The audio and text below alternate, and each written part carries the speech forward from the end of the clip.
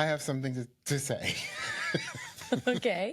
I'm going to say it because we're being open, we're being honest, and I'm going to actually say it out loud, and it may come as a surprise and shock to people. I have never seen any Star Wars anything.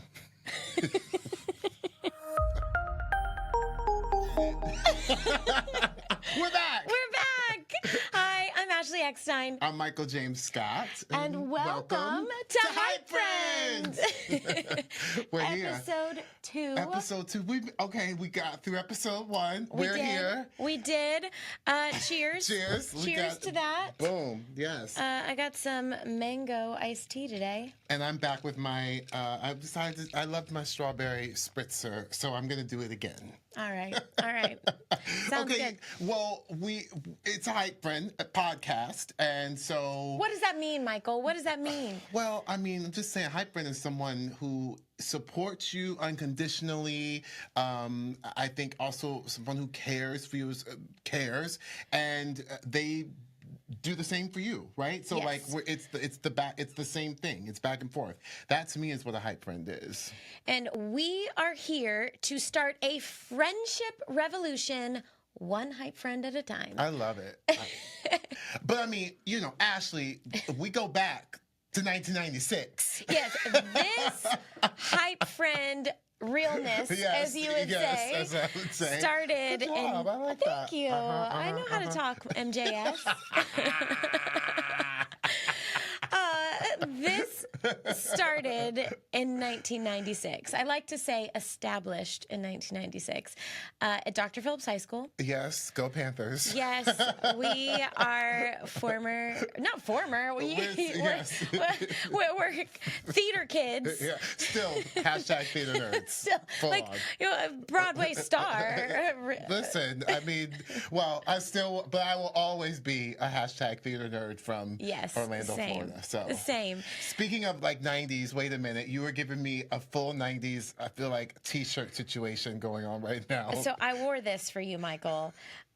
This takes us back to high school when we became friends. Oh, my gosh. When you grow up in Orlando, Florida, I feel like it's a rite of passage to either work at a Disney park or at a Universal park.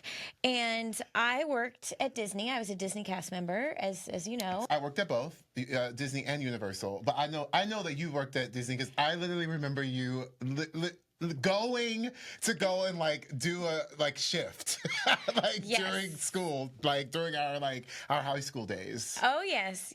So you could be 16 back then and be a cast member, versus now you have to be 18. We got to keep this within the Disney language here. Yes.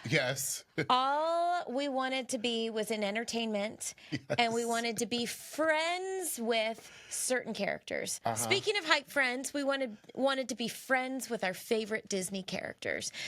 So both of us ended up in entertainment. Mm-hmm. I'm obsessed with Alice in Wonderland, and I just so badly wanted to be friends with Alice. Everyone thinks I was friends with Alice, but I was not. No. They just looked at me and they said, "You know what? We think that you would be great friends with Quasimodo, the Hunchback of Notre Dame." I mean, don't you just think that, Michael? I definitely. Well, you're the right height.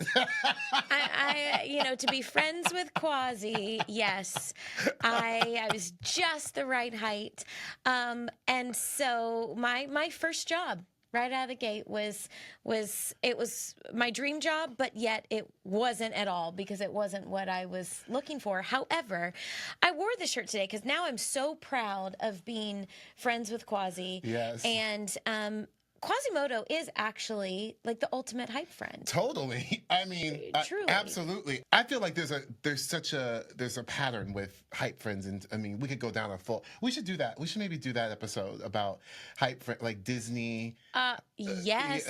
We should the HypeFriends of the Disney characters. We should do that. We're gonna table that and get back to that. Yes. Because there's something there for sure. But so wait. wait, you can't just gloss over real quick. I know we got a podcast to get to, but you can't just gloss over real quick the fact that your first thing was as Quasimodo. So will you please just I was friends with Quasi. So what does that actually mean? How do I say this, Michael? I'm actually really big on this. Don't judge a person until you walk in their shoes. Mm-hmm.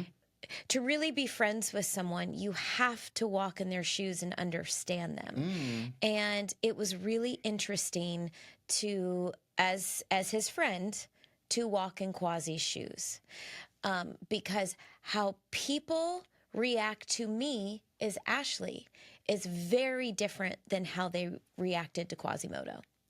And even though this is a character that we love, there was a lot of people, because of how he looks, treated him very different.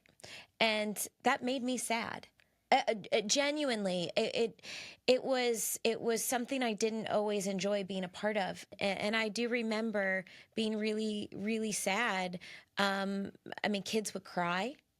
You know, they were very scared of him. Yeah. And it was purely because of how he looked. And yet this character, I mean, Quasimodo has one of the biggest hearts of anyone of any Disney character. Yeah.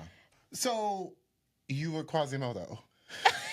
We can't say that, Michael. Well, I can say it. I was friends with him. Okay, you know what? I gotta change the subject and get to okay, what are we eating? A HypeFriend fact. Well, so our HypeFriend fact actually ties in with Ashley Bakes today. Okay. Because I do a lot of work with the Kids Mental Health Foundation, yes, and so awesome. During one of my mental health Mondays, it was all about belonging and loneliness, which is a huge reason why we're starting this podcast. Yeah. Is because I feel like we all need a reminder, or we need to teach ourselves in this digital world, in this technical world that we live in, to connect in person and with one another. Yeah. And so I found out one interesting thing about loneliness.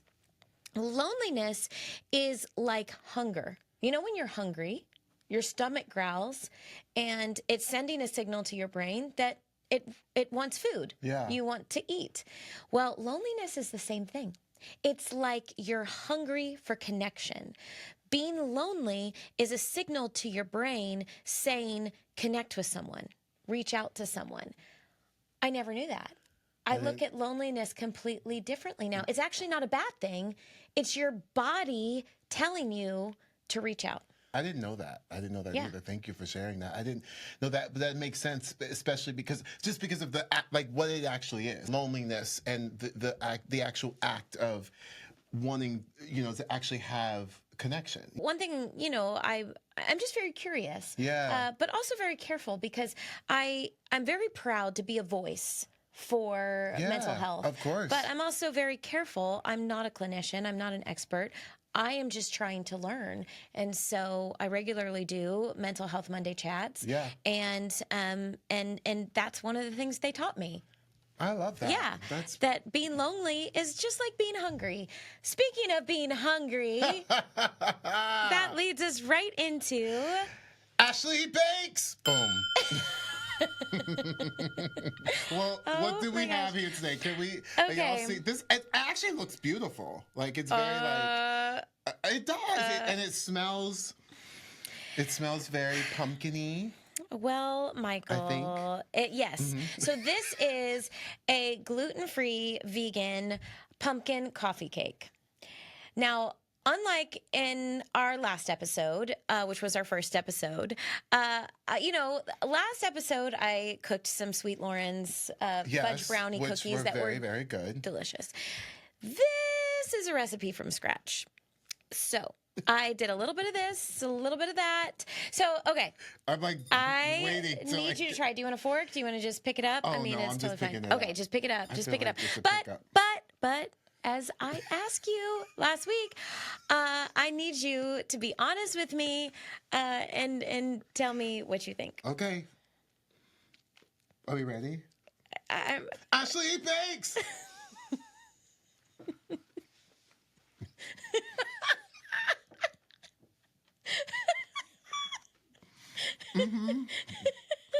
It's it's very like there is a nice quality to it, like in the sense that it tastes like pumpkin-y, but there is a little grainy feel that I feel like might be but I'm being honest. There is good things about it, and then there's some not so good things about it. But for now, I'm crying. my bite is enough. You know what I mean? Like, it was great. It was great. But Oh my gosh. I need a drink.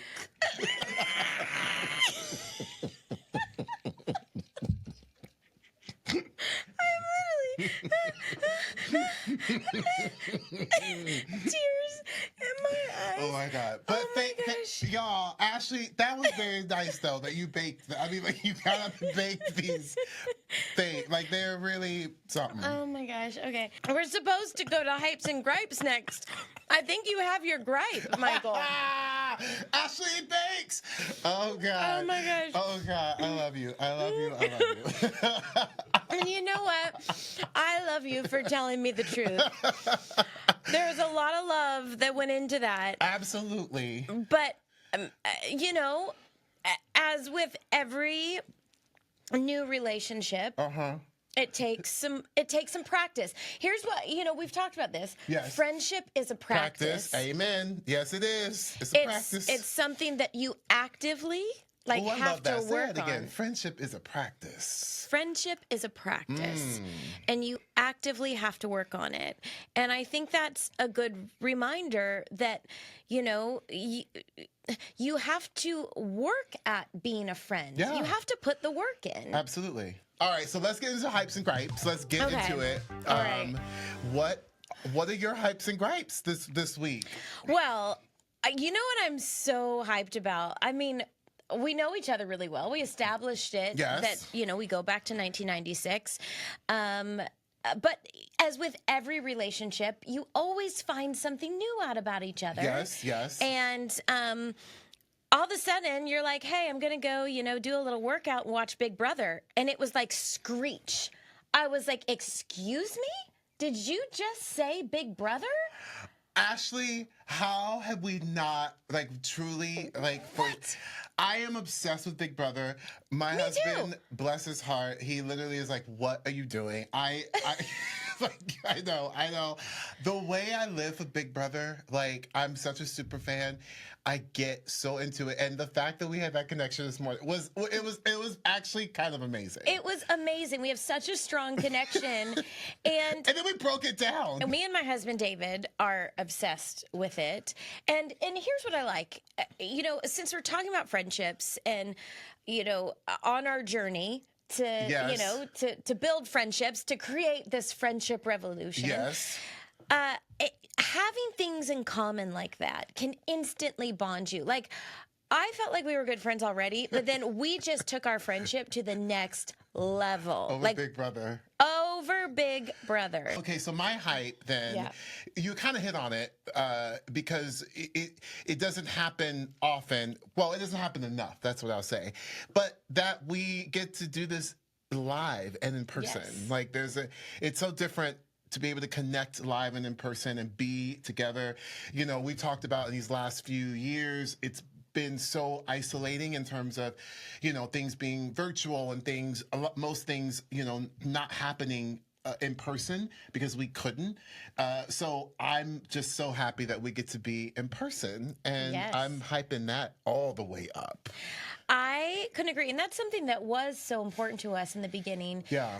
Because we don't live in the same place. Our jobs have us traveling all over the world. But we wanted to, you know, if we're starting a friendship revolution that's about connection, the importance of connection, like, you know, we're going to have to do this show virtually. Yes, we are. But there's nothing like trying Ashley Bakes in person. There's nothing like it. Okay, love. We love each other, of course. Yes. But you also there are some gripes. We got some Yes. gripes. So there's love. Now we got what's griping you right now? What you feeling? What's that? Well, it's along the same theme of watching of our favorite show. It's gatekeeping of a show. So to me, so many fans come up to me and they're like, I'm so sorry, but I haven't watched the Clone Wars. And they're embarrassed to admit it. And they think I'm going to shame them. Like, oh, how dare you? And to me, it's like, no, that's awesome. I'm excited for you the day that you eventually watch it because I really think you're going to love it. Yeah. Like, there should be no shame. Everyone. Like my husband and I watch Big Brother as just kind of an escape. Yes, It's something that we exactly. do together. It's Yes. something we bond over. There's no shame. There's no gatekeeping. To me, it's like I'll have an open mind to watch anything. Yeah. And so yeah, I just don't like when people gatekeep about like what other people watch. Does that make sense? Absolutely. Yeah. I have something to say. Okay. I'm gonna say it because we're being open, we're being honest, and I'm going to actually like say it out loud, and it may come as a surprise and shock to people. I have never seen any Star Wars anything. I'm sorry. No. Are you gatekeeping on me? I am not gatekeeping you. I am not gatekeeping you. I am actually laughing because you think that is a surprise to me. I knew this. For those that don't know, Michael and I have co-hosted the Her Universe fashion show 2 years in a row. And Michael last year wore a Darth Vader couture look. It was And- fierce. It was definitely fierce, and you rocked it. But when I ask you to do a force choke walking down the runway, you did a jazz hand. And I'm like, oh. He doesn't know Star Wars. I mean, I love you that you kept that in and that you probably had to just like gloss over it and you were like, okay, he just did a jazz hand. I'm going to keep moving on. Like, this is what's happening. I love you even more that you had to, that I did the jazz hand and you had to keep moving forward. Yes. Like, that. yep. So you knew. Okay. I knew, and I just tried to speak your language when you were like, "Why are the stormtroopers here?" And I was like, "Michael, it's a stormtrooper kiki. We're having just a little kiki right now because Darth Vader hangs out with the stormtroopers, so it's a gosh. stormtrooper kiki, and so there's no gatekeeping. I just tried to speak your language, and it's all good." Oh my gosh, that's amazing. Oh Lord. Well, there you have it. There you have it. Everyone. So, Okay. Michael, what is your gripe? Lord have mercy. Other than my oat flour coffee Other than cake. your coffee cake.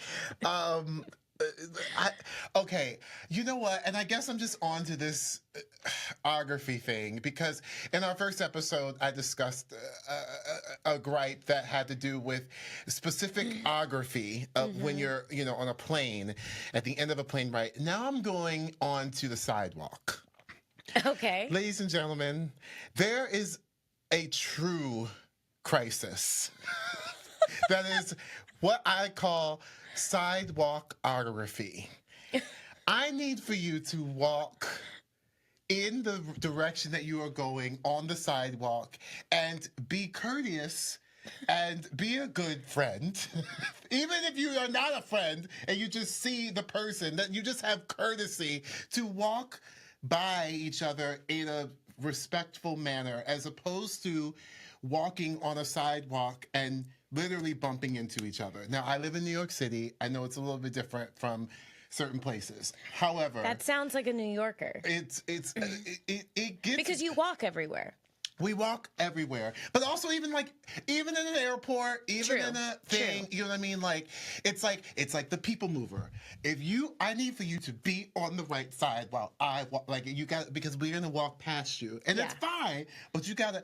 It's that ography. It's the street walk sidewalk ography. And here's the thing: there are rules of street. Oh, Of okay. street Teach ography. me, because I don't know these rules. There's etiquette, there is street. So there's a couple things. First of all, if you are walking with someone, you should not walk side by side if two people are coming at you. So you should let either your partner or your friend or whoever's walking with you maybe go a little bit before them, so it's more like of a single file situation, right? Boom. Easy. Secondly, you also should not ever be walking side by side with like four people. Do you know what I mean? Where you take up Oh, yeah. the whole thing. So it's just common. I feel like that happens a lot in New York because there's a lot of tourists and they Yes. all walk next to each other. And I love the tourists because they come and I love that they're exploring our beautiful city and all the things. However, I'm gonna need for you to get behind each other in a single file line like we are back in elementary school. That is a gripe. I am hyped up. I'm starting to sweat and I'm just like, what is going on? Okay, well, let's go on to the good gossip. Ooh, there's fun, kiki gossip, but we want to bring in the good gossip. So much of the good, amazing, really inspiring stories that you hear about people or that have happened to us. And sometimes you meet, your heroes, and they always say don't meet your hero because it's it might not be the best. However, we've met some really amazing people, Yes. and we have some really awesome stories, and it's fun to share those good stories. So that's what Yeah. this is the good gossip. It is the good gossip. And the thing is for me personally, I've dealt with a lot of bullying in my life. As a kid, I've dealt with cyberbullying, and I've dealt with in-person adult bullying, which is horrible, by the way. There's a lot of adult bullying that happens. That's horrible. And some of the bullying that has happened to me is gossip, Yeah. but it's not true. It's literally lies. It's not true. Yeah. But that's the juicy stuff. Yep. That's the juicy stuff that everyone wants to hear. And so we want to do the opposite. We want to spread the true, good, positive stories. Yes. So, Michael, what good gossip do you have for me? The good gossip. I like that. Okay, so my good gossip is it's a fun little story. So I was in the original Broadway company of the Book of Mormon, which was an amazing experience, wonderful show, brilliant show, written by the iconic duo that is Matt Stone, Trey Parker, and Bobby Lopez was also on there. We have Casey Nicola. I mean, I could go down on the list of the amazing people who were on our creative team. Trey Parker and Matt Stone are the creators of South Park. So when we were doing the show, there's an iconic line that I say in one of the songs that I got to say, and it became that line through this story. So, Ooh, this is some good gossip. The good gossip. So imagine, picture this. We're doing a run through of the show, one of our last run throughs before we move into the theater. And so during one of the songs, during a break before we actually started this, Trey Parker came up to me and asked me in a corner and said, hey, he was like, would you do something and would you just say this line during this part of this certain number? And I was like, okay. And he says to me the line, and he was like, you're okay with that, right? And I was like, sure, yeah. He said, but do me a favor, don't tell anyone, don't say anything, just do it during this run through at that time. And I was like, okay. And then he kind of walked away and he came back. He was like, you're okay with that, right? And I was like, sure. So cut to, we start the run through. We get to this number. I come down and I sing, I have maggots in my scrotum. And literally the room stops. And it is like this crazy, eruption of like laughter and craziness. And to this day, the line stayed in.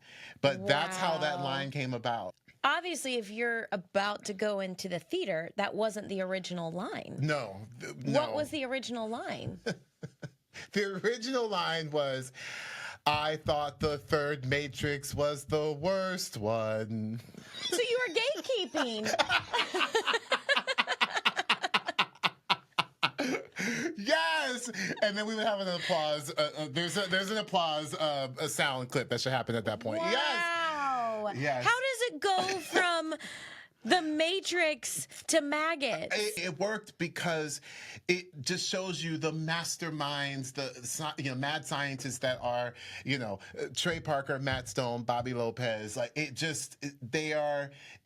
was so random, and it was so on such an isolated thing that it just was like comedic gold.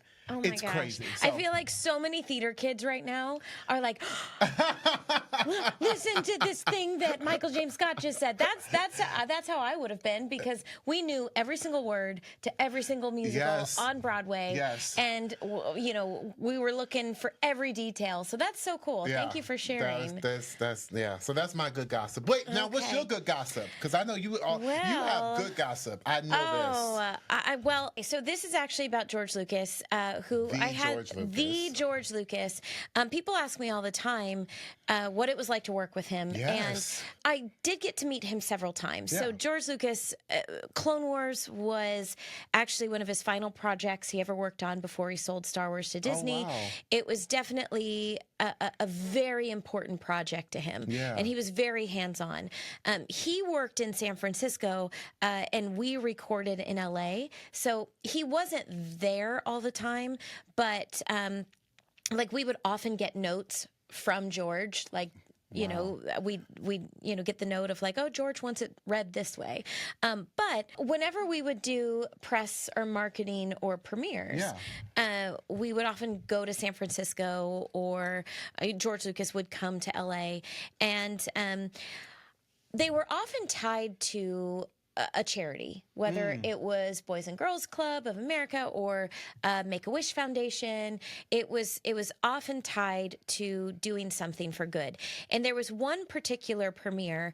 It was I think a season premiere where we went up to San Francisco to the Lucasfilm offices, and it was with the Boys and Girls Club. And we went out on this lawn, and there was like 500 kids there, and I remember being there with my cast, and George Lucas is like standing right next to us. Gosh. And we were taking this photo. It was so surreal. But I remember asking my friend in PR afterwards, like, I'm just curious, like, why is it always tied to something? And I remember her telling me that it was really important to George that if they were going to spend the money to do like a premiere event, that they also do good with it. But him as a man, as a person, has one of the biggest hearts, and so I always like to share all the good things about him. That's some good gossip. I love that. I mean, that's major. I mean, it's George Lucas.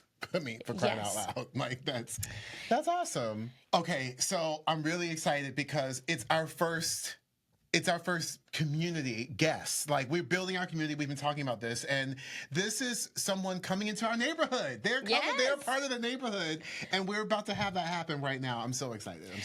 Yes, as I shared in the first episode, I've always loved the show Mr. Rogers' Neighborhood. Yes. And we need to build our neighborhood. Yeah. So we're going to have a series of regular guests that regularly drop in that are a part of our neighborhood. But then we're also going to have some guests that just stop by. Yeah. So these are going to be people that are a part of our support system, or people that are coming in so we can learn from them. So our first guest, drum roll please, is someone who I refer to as my best pal. Yes. He is the official voice of Mickey Mouse. And who is that? Bret Iwan. Bret Iwan! I love it. Oh my gosh, Bret Iwan is the best. We love Bret. But there's so much about Bret that we love. I mean, he's known as the official voice of Mickey Mouse. Yes, Right? but he's so much more. Yes, so much. So for our neighborhood, we are calling him Bret the Builder. Because what we know is that Bret is literally the ultimate handyman. Yes. He can build anything, fix anything, paint anything, cook anything. Like, he can literally do anything. He is a true Renaissance man. Yes. And so he is that person. Designer. Designer. It's like it just like Yes. keeps going. Artist. Like, he's like a full incredible artist. Yeah. It's amazing. It's amazing. You both have I mean, we can talk about this, but like, you both have designed for the Walt Disney World Company. Like, there's like it's an incredible thing, and I love seeing all of that. But he is like you said. There's like he can do anything. It seems like about he him. can do anything. And the thing that I really love about Bret is he has become one of my very best friends in the entire world. But it didn't happen overnight. Yeah. It actually, we took some time to build our friendship. So I want to talk to him today about building friendships. Yes. So should we bring him in? Let's go, Bret. Let's bring him Iwan. in. Bret! Hey, Bret. Hi. It's a party now. It's absolutely a party now. You have Yes. joined the party. Bret, we're so happy to have you. I mean, obviously, you're family, so it's amazing for you to be our official first neighborhood, part of the family community on this HypeFriend podcast. We are so happy you're here, and it's so amazing to see your beautiful face. 3 people Thank officially you. live in our neighborhood now. Officially. Yeah. we got more work to do. I'm honored to be a part of your neighborhood. I'm honored to be a part of your lives and your friendship. So when you asked, I couldn't think of anywhere I'd rather be right now than joining you two on this amazing endeavor. I'm so excited for you guys. Yes. Oh, thank you. Well, so Bret, our mission is to start a friendship revolution, one hype friend at a time. Love it. We have decided that in our neighborhood, we're calling you Bret the Builder, because we've already hyped you up before Yes. you came on. Oh yeah, you were hyped up, boo. Okay. Hyped wish up I'd big heard. time, because it's the truth, and I'm constantly so proud of you. But you can do it all. You literally, This is you're true. like, I need a new door, I'm gonna build it. I want a train, I'm gonna build it. I need a dress. I'm gonna build it. It's true. It's all true. It's all true. Accurate. Accurate. That's actually true. He's designed many dresses for Disney. Yes. Yeah. We've collabed. Yeah. But the thing is, I want to talk about building friendships today, because you and I have become like the best of friends, but it didn't start out that way. And not that it was bad, but I feel like it was almost, we were set up, and then the friendship kind of sat and fizzled for a little while until we got together again and we hung out, we had a good time. And I remember the two of us had a moment where we were like, oh, wow, no, this is a real thing. Like, this is a real friendship. And, that's the thing we're talking about with HypeFriend is, to be a hype friend, it's an active friendship. And it's something you have to put the time in. You have to invest in your friends. You both know each other so well, and you're very comfortable with each other, and so Maybe it's too well. Yeah, At times. maybe too comfortable. What is But okay, so yeah, Bret, why don't you share when we first met? Well, first of all, I love what you just said, because I think making friends can be difficult, right? Like, it's not an easy thing. And especially the older you get, the more difficult it becomes, because the more set in our ways we are, the more set in our routines and our social circles. And so, case in point, you and I were essentially set up to be friends, right? We were introduced via Disney's D23 fan club. They were filming a little special video for Mickey's 90th birthday, and they wanted Ashley and I to be the two hosts of it. I knew nothing, and some Ashley Eckstein fans will be upset at me for admitting this. I knew nothing about Ashley. Other It's than okay. Michael admitted today that he's never seen Star Wars.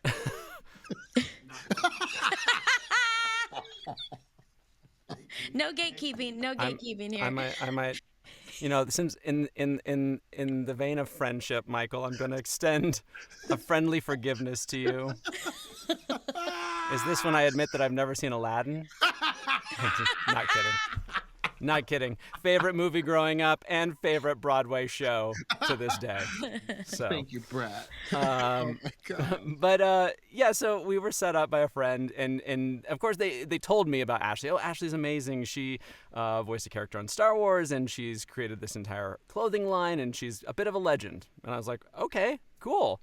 And the thing is, in this industry especially, we're introduced to people who have done amazing things all the time, right? Yes. Like, we're very fortunate to cross paths with a lot of different creatives, and that doesn't always translate into genuine friendships. It sometimes corresponds or it correlates into, great acquaintances or networking, but you never know if you're going to cross that threshold into real friendship. So I kind of went into it that way. I thought, I'm going to meet a really cool person. I'm going to have a fun day. Hopefully she likes me and working with me, and that'll be the best of it. So we finished our little thing. We had some lunch. And like Ashley said, we kind of went our separate ways. Enjoying, I think I can speak for both of us, we had a good time. Yeah. We instantly clicked and we're very comfortable with one another. But again, in a quick professional setting, you don't get the time to really deep dive, to get to know each other that well.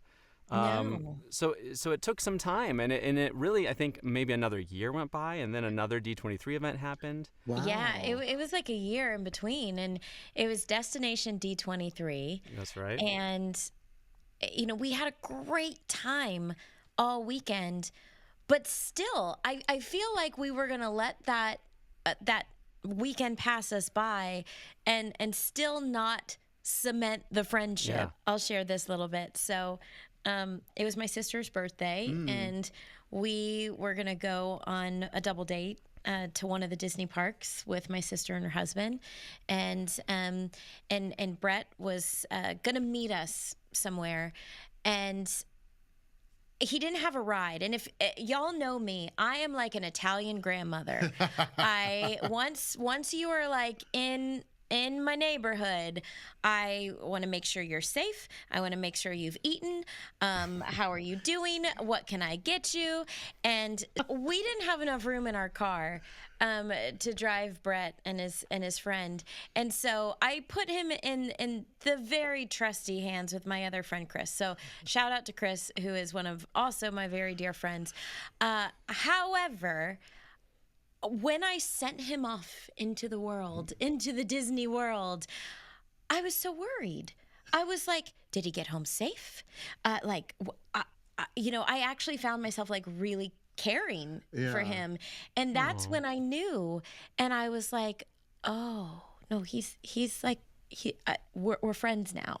Like we joke about that. We're like, yeah, that was like pre our friendship and then, post. Yeah. So do you remember that day? Oh, absolutely. I remember it because I was fearing for my life, getting put in the back seat of an SUV of perfect strangers. I was just getting to know you, and then you were like, here's some random people that just happen to be Disney fans. They're going to give you a ride to the park. I'm thinking I either end up at the parks or I end up in a plexiglass box in a basement somewhere going, oh boy, the rest of my life. So thankfully, the plexi box is padded, as you can see, so I'm very comfortable in my new life. But Oh my gosh. Oh my God. it was not that dramatic. But to Ashley's point, I think there's something. We had a good time. We had seen each other and hung out a couple of times by this point. But I still felt like this professional decorum. I just wanted to respect Ashley, and I knew that she was so loved by so many people and had such a big fan base and friendship base, and I didn't want to assume I got to be a part of that. So I remember on that particular day hanging out, I think it's when we were just sitting in the parks, with your sister alongside, eating popcorn or something, and I found myself being myself and not having to worry about how I was being presented or what I was, and in those moments I think is when you go, oh, this is real. Like, I'm interacting with someone on a genuine level. And even though we didn't communicate that day, similarly in the ride situation, I found myself going, "Oh, gee, I really wish I was with Ashley right now." And I thought, "Oh, we're friends." And now we joke because people often ask us how we met, and it kind of like it had that weird lull, and then it just kind of happened, and it's not like you go, "Will you be my friend?" It just happens. And now we say it's almost like we've been friends our entire lives. And if there is a multiverse, I think Brett and Ashley were friends from second grade on. Yes. And in this universe, it just took us a little bit longer to find each other, but we've made up for lost time. You're Brett the Builder.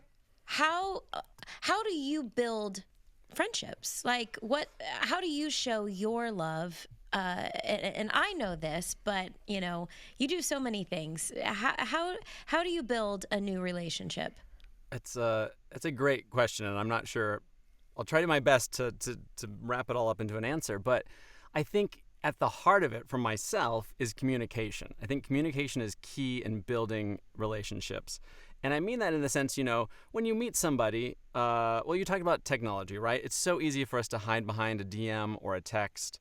We rarely pick up the phone and have a conversation anymore, right? And so then when you do have those moments to be in person, what I love about friendships is getting to know you, right? Like, I will be impressed by maybe the job you have, or the organization you volunteer with, or maybe you tell me a story about your family. But, the more those stories dive deeper, the more you become vulnerable with one another and share those details, and you get to know like what's at the root of a person. That's what really excites me. Like, I'm not one for one-sided conversations. I'm, a little uncomfortable talking about myself. So when there's a conversation and you ask me something about yourself, I hope, and I try to be aware of returning, asking you a similar question, so that in turn I get to know a little bit more about you. And I think that's so key. I've really become fascinated with the art of conversation lately. And this is a tangent for something, maybe another podcast. But there is an art to communication, right? Like, I talk to my husband a lot about if I have had a bad day and I say, "Oh, I was really upset with how this meeting went," or "I'm not crazy about how this piece of art's going."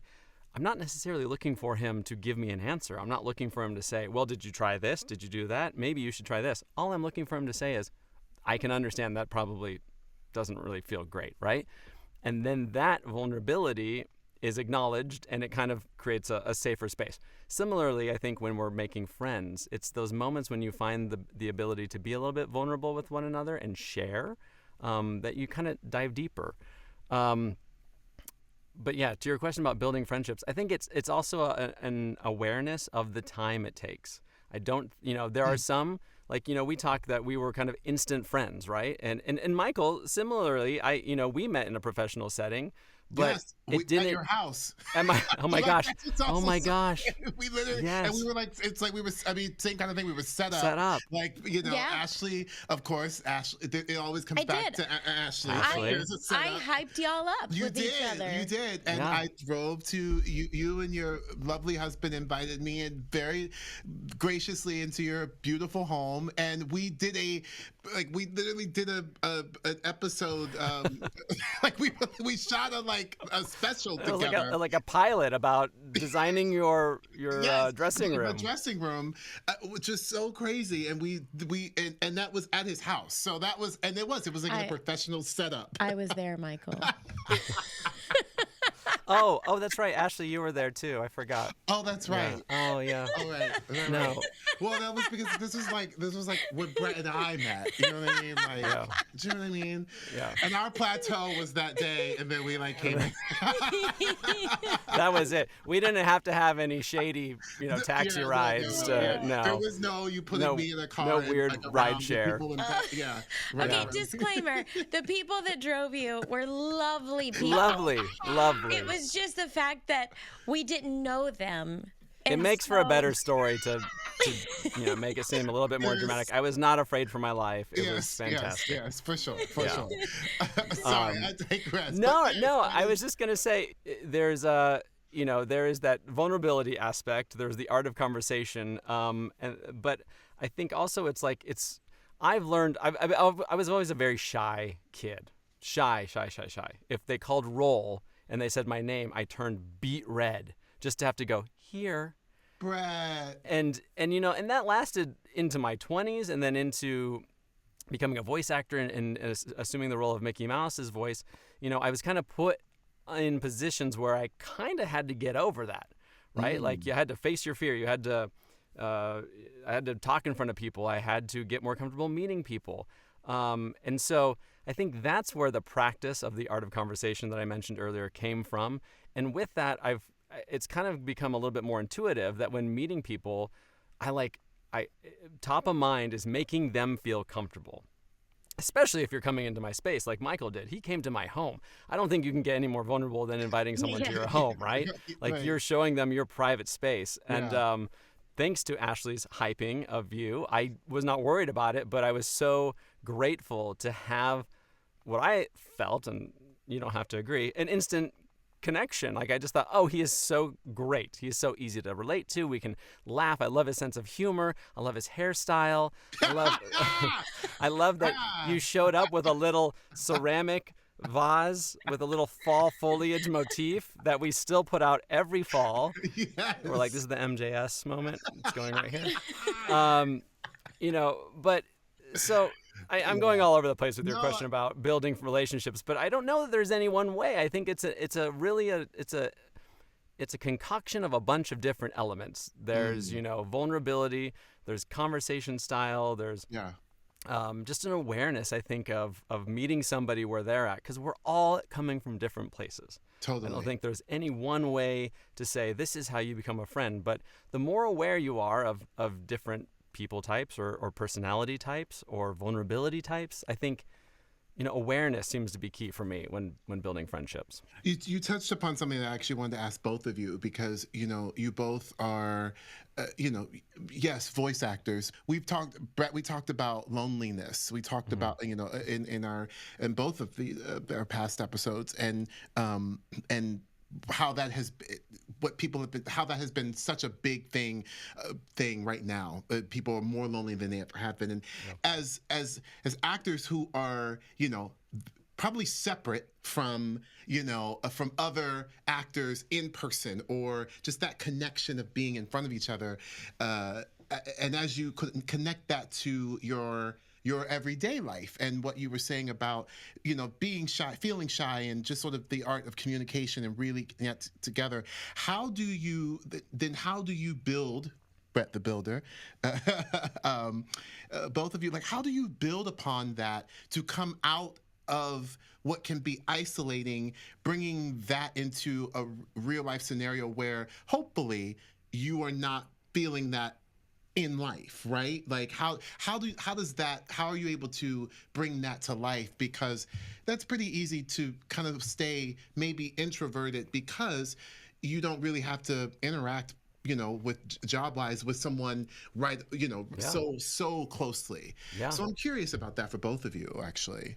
Yeah, that's a really interesting topic that I actually talk about a lot. And whether you're an actor or not, for me, it centers more around the whole idea of being self-employed. Because as an actor, I'm self-employed. I'm not going to an office every day. And I used to. Out of school, I had a corporate job, 9 to 5. I went to an office. I was surrounded by amazing artists, like a team of 80 like-minded but individual artists. And that was an energy unlike anything I've ever experienced. And then I go to this very self-employed, lonely lifestyle where I'm working from home. If I'm doing art, I'm doing my art in my home office. If I'm going to the recording studio to record, to your point, it's me and a vocal director and a show director. I'm not seeing my other actors. So I learned early on, and I'm actually relearning after the pandemic, that it requires a level of activeness, right? Like it's a conscious decision to be active at pursuing those friendships. And, I'm just celebrated 3 years married now, right? Yes. Okay. So with that has its own element of social interaction and learning, because when you meet your boo, especially during the pandemic, it was so easy for us to just be like, I'm with my best friend. This is amazing. I don't need anything else. And then the pandemic's over, and now we're all relearning how to make plans, how to engage with one another, right? And so we've been trying to consciously be more active at making plans to see people, you know? Michael, you're coming into town, and I kind of invited myself to the thing you're doing because it's like, you're going to be here. I want to see you. Yes. You know, I love hosting dinner parties, and so you know, we're trying to be more active at getting groups of friends together to come over to share a meal, to hear what's been going on. I know it's so easy for us to know what's happening in others' lives now because of social media, right? We see the posts, we see the highlights, we see the very curated version of one another's lives, and so it's easy to be like, well, I know. You know, our friends Austin and Kaylin, they were just on vacation. But there's nothing like sitting with one another and sharing those stories and sharing those experiences. And so that's what, to your question about loneliness and the potential for that with your career or whatnot, you know, I find myself trying to be very active and it's not always comfortable. I will say this, like, I'm an introvert, and the more I rely on being introverted, the harder it is for me to flip that switch, right? And start being active at making plans, and not only making them, but following through with them. I think it's very common right now to make the plans, the superficial plans, right? And then you know, Yes. yeah, right? Like, it's almost like a snow day, right? It's like you have these plans, and then when Friday at 9 o'clock comes, you're like, I just want to go to bed. I don't want to go meet that person for a movie or a drink or dinner. And then you cancel, and it feels like, it's like a snow day, free time. But on the times I have felt that way and then forced myself to follow through on those plans, I feel even better. I leave and I go, I'm so glad I did this. I feel so fulfilled. My soul feels energized. There's nothing like relating to one another and being able to connect in those ways. So this is exactly why you're part of the neighborhood, Yes. Bret. We've gotten to the point where I feel like I know what you're saying just by looking at you. Like, literally by your eyes and your body language. I know exactly what you're saying. You know the same for me. But that didn't happen overnight. no. And it goes to your the importance of conversation. And I'm going to extend on that. You have to listen. You can converse. You have to literally listen to what that person is saying and remember it. And so in those times, for example, I know, you know, we have the privilege of doing a lot of events together, whether it's Disney events or conventions. Yeah. I can read your face if you're just like overstimulated and you're just like, I need a break right now. Or you can read my face similarly because you know that I'll go with 0 breaks, but sometimes like I need a sip of water, or, you know, I need to just get a little bite of lunch, and we can talk to each other without even saying a word. But that comes from listening. That comes from, what does this person need?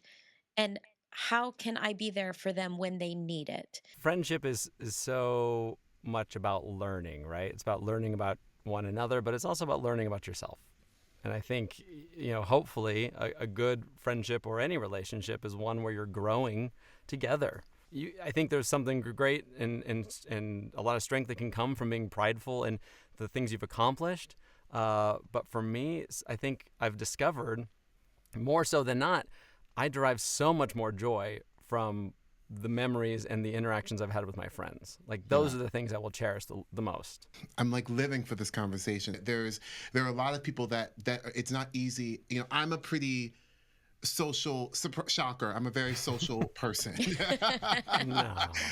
And so it's helpful to understand with friends who are not the same way, and for people, and especially for our community out there, for people to really connect to that idea, because it could be a way of getting in there, you know, and really sort of that first step in building a friendship, or building, you know, what it could be. So, Bret, obviously you're going to be a regular guest. You live in the neighborhood. Obviously. Just going to be next door knocking. So you're going to come back on and join us many more times. We're wrapping. I gotta go, you guys. I'm so sorry. I got other relationships to build. Next door needs their house painted, and somebody's gutter's falling off right now. I'm very busy in this building, in this neighborhood. Oh my gosh. So I gotta get my toolbox and get out of here. Well, we love you, Bret. That was an easy grab.